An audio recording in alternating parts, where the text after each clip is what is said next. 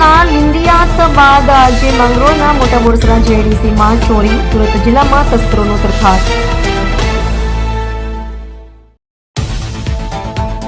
દરબાર પેલેસના પહેલા માળે માટે 3 દુકાન કરી ચોરી. 3 જેટલા શટર તોડી 300 રૂપિયાની ચોરી.